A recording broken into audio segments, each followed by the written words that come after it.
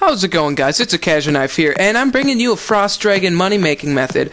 You'll be using melee to kill these, and I'm actually really excited to show you this money-making method. A lot of people might be thinking right now, well, why would you show us this? This is infested with bots. Well, that's where you're wrong. Jagex and the BotWatch program, they actually banned all those bots that were at Frost Dragons, so now it's next to empty. I checked the other day, and it blew my mind. I noticed Frost Dragon prices skyrocketed like 1.6k each. Now they're over 10k per bone. And so that made me very happy. Well, anyways, there's only one place to kill these, and that's in the Frost Dragon dungeon, and that is south of Port Sarum, where you get the Blurite ore. Profit, you can make over 1 mil an hour. Right now, if you average 100 bones per hour, which is less than 3 trips in an hour, then you're making 1 mil plus. They drop Frost Bones, and they also drop Visage. I don't know anyone who's gotten one there, but they do drop them. I mean, there are videos. And you can make over 120,000 EXP per hour here. Each one that you kill does give you about 1.5k XP, so that's very nice. And then what you're going to need is 85 Dungeoneering to actually get into the Frost Dragon dungeon. You will need 80 combat stats for Chaotic Weapon, either Chaotic Rapier or Chaotic Maul, whichever you have. They are weak to stab, but Chaotic Maul wrecks them anyways. So, as always, just go ahead and pause the video and resume once you got that action bar caught up.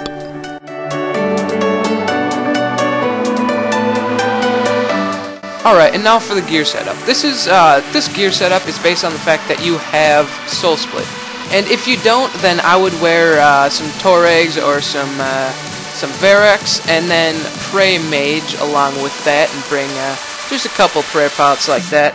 And you're probably going to want to bring around 15 food, and then you can just eat as inventory space is needed. And then you're going to want to bring 1 super anti-fire, 2 to 3 prayer potions, and then 1 restore just so you don't have to pot so much. Bring a superset, a tortoise pouch to store extra bones, and a couple emergency food if you have Soul Split, just in case you get smacked by that blue orb, which I will be talking about in a little bit.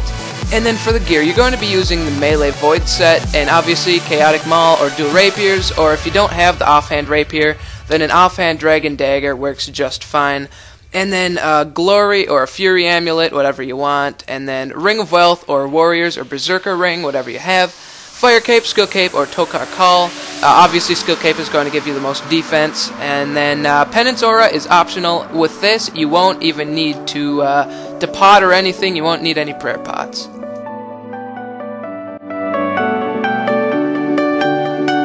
Alright, so now to get there. First off, you're just going to want to go ahead and use the Port Sarum Lodestone, and from there I'm going to speed up the video, and you just run south and go into that cave, and just go ahead and watch and copy what I do.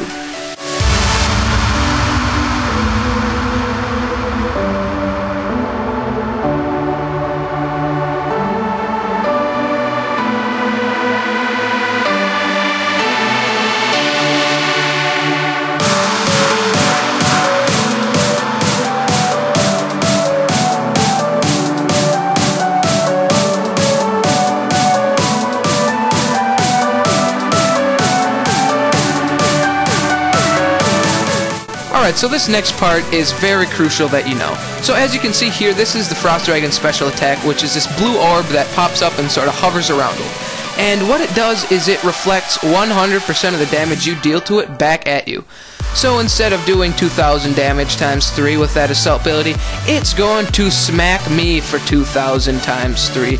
And you can see here, I'm trying to click away from it, and it's too late, the damage is done. And then that was just literally me auto-attacking it afterwards. So what you're going to want to do to avoid this is, if you see that blue orb pop up, you're just going to want to click away and walk away from it. Just wait for it to spin around. It spins around 3 times before you can attack it again. And if you're killing dragons that just spawn, you're probably not going to encounter this blue orb very often. It's right when you enter the dungeon for the first time and you kill the dragons that are just standing around in there, that's when you're going to run into trouble. The ones that are just sort of standing around can put up this blue orb anytime that they feel like it, and so you have to be careful. The ones that just spawn, you'll be killing them fast enough with this maul that you will wreck them. Even with the dual rapiers, you're going to be killing them very quickly, and so you don't even need that many abilities. You know, you just use a threshold ability or two. And one last thing that is very important also is, because this blue orb can appear at any time, you want to stay away from bleeding abilities. Because the bleeding abilities, even if they're already going, even if you use the ability before the blue orb comes up, will hit you back for 100% damage. So you must be very careful when you use bleed abilities, or just stay away from them in total. Well, anyways, that's the end of my guide, guys. I hope you enjoyed it, and if you did, please leave a like or a comment to let me know that I've done well. Make sure you subscribe if you want to see more money-making guides and Slayer guides in the future, and I will see you guys in my next video.